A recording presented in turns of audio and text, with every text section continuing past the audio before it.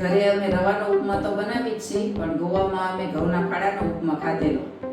તો ચાલો આજે હવે હું એની રેસીપી તમને બતાવું.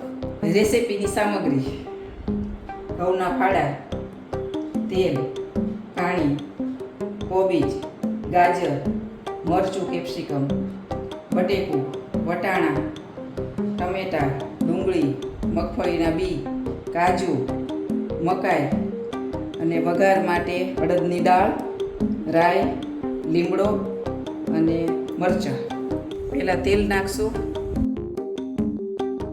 હવે તેલ ગરમ થઈ ગયું છે તો આપણે અડદની દાળ નાખશું વઘારમાં.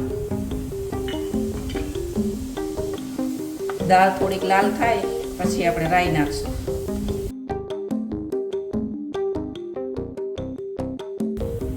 હવે દાળ લાલ થઈ ગઈ છે તો હવે રાઈ નાખશું. મીઠો લીમડો,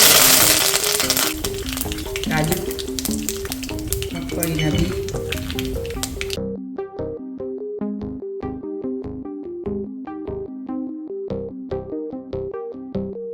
ડુંગળી,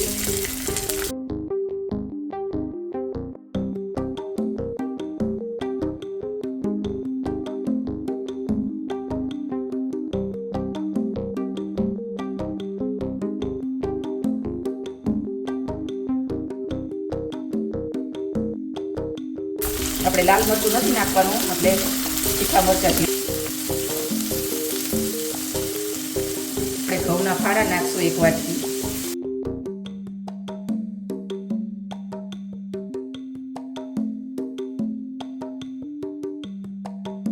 હવે 2 વાટકી પાણી ઉમેરી દઈશું.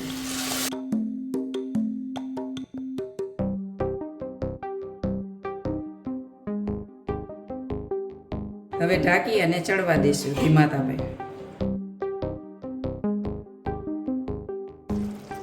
સ્વાદ અનુસાર નમક અને 1 ચમચી ઘી નાખશું.